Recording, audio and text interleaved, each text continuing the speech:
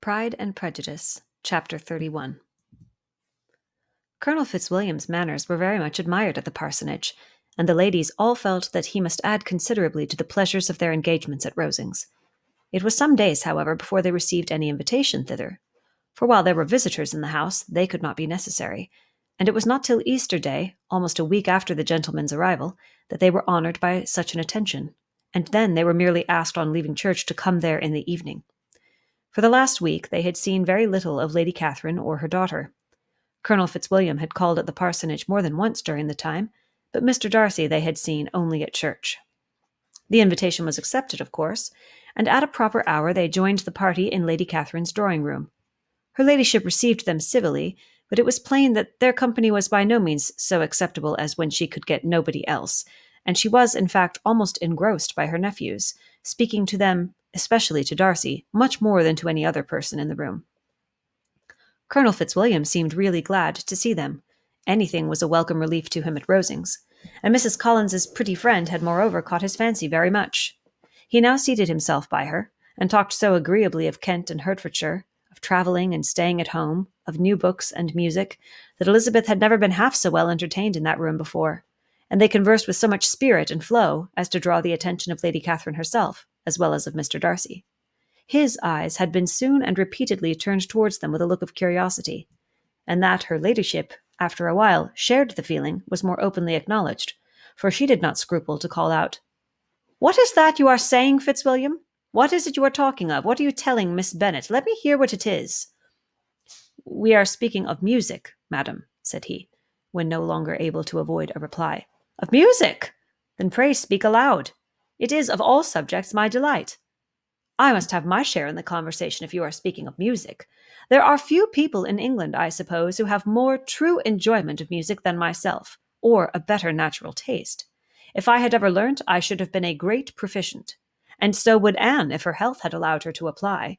I am confident that she would have performed delightfully. How does Georgiana get on, Darcy?"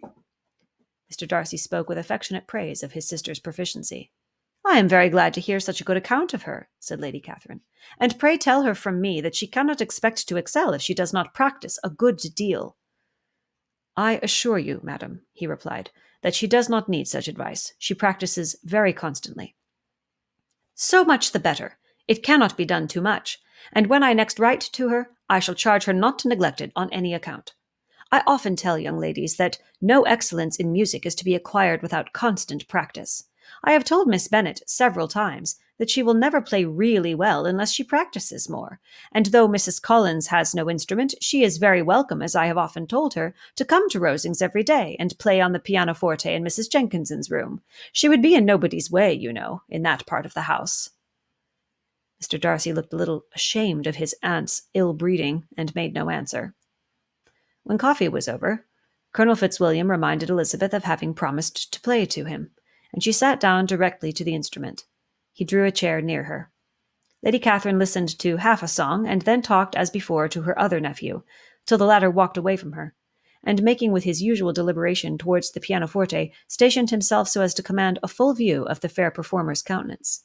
Elizabeth saw what he was doing, and at the first convenient pause, turned to him with an arch smile, and said, "You mean to frighten me, Mr. Darcy, by coming in all this state to hear me? I will not be alarmed, though your sister does play so well. There is a stubbornness about me that never can bear to be frightened at the will of others. My courage always rises at every attempt to intimidate me." "I shall not say you are mistaken," he replied, "because you could not really believe me to entertain any design of alarming you, and I have had the pleasure of your acquaintance long enough to know that you find great enjoyment in occasionally professing opinions which in fact are not your own." Elizabeth laughed heartily at this picture of herself, and said to Colonel Fitzwilliam, "Your cousin will give you a very pretty notion of me, and teach you not to believe a word I say. I am particularly unlucky in meeting with a person so able to expose my real character, in a part of the world where I had hoped to pass myself off with some degree of credit. Indeed, Mr. Darcy, it is very ungenerous in you to mention all that you knew to my disadvantage in Hertfordshire, and, give me leave to say, very impolitic too, for it is provoking me to retaliate, and such things may come out as will shock your relations to hear." "I am not afraid of you," said he, smilingly. "Pray, let me hear what you have to accuse him of," cried Colonel Fitzwilliam. "I should like to know how he behaves among strangers." You shall hear, then, but prepare yourself for something very dreadful. The first time of my ever seeing him in Hertfordshire, you must know, was at a ball. And at this ball, what do you think he did? He danced only 4 dances, though gentlemen were scarce, and, to my certain knowledge, more than one young lady was sitting down in want of a partner. Mr. Darcy, you cannot deny the fact. I had not at that time the honour of knowing any lady in the assembly beyond my own party. True, and nobody can ever be introduced in a ballroom. Well, Colonel Fitzwilliam, what do I play next? My fingers wait your orders. Perhaps, said Darcy, I should have judged better had I sought an introduction, but I am ill qualified to recommend myself to strangers. Shall we ask your cousin the reason of this? Said Elizabeth, still addressing Colonel Fitzwilliam. Shall we ask him why a man of sense and education, and who has lived in the world, is ill qualified to recommend himself to strangers? I can answer your question, said Fitzwilliam, without applying to him. It is because he will not give himself the trouble. I certainly have not the talent which some people possess, said Darcy, of conversing easily with those I have never seen before. I cannot catch their tone of conversation or appear interested in their concerns, as I often see done. My fingers, said Elizabeth, do not move over this instrument in the masterly manner which I see so many women's do. They have not the same force or rapidity, and do not produce the same expression. But then, I have always supposed it to be my own fault, because I will not take the trouble of practicing. It is not that I do not believe my fingers as capable as any other woman's of superior execution. Darcy smiled and said, You are perfectly right. You have employed your time much better. No one admitted to the privilege of hearing you can think anything wanting. We neither of us perform to strangers. Here they were interrupted by Lady Catherine, who called out to know what they were talking of.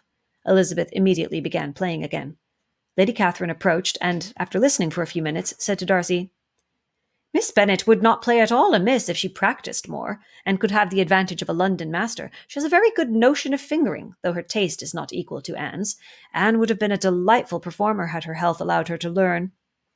Elizabeth looked at Darcy to see how cordially he assented to his cousin's praise, but neither at that moment nor at any other could she discern any symptom of love, and from the whole of his behaviour to Miss de Bourgh she derived this comfort from Miss Bingley, that he might have been just as likely to marry her, had she been his relation. Lady Catherine continued her remarks on Elizabeth's performance, mixing with them many instructions on execution and taste. Elizabeth received them with all the forbearance of civility, and, at the request of the gentleman, remained at the instrument till her ladyship's carriage was ready to take them all home.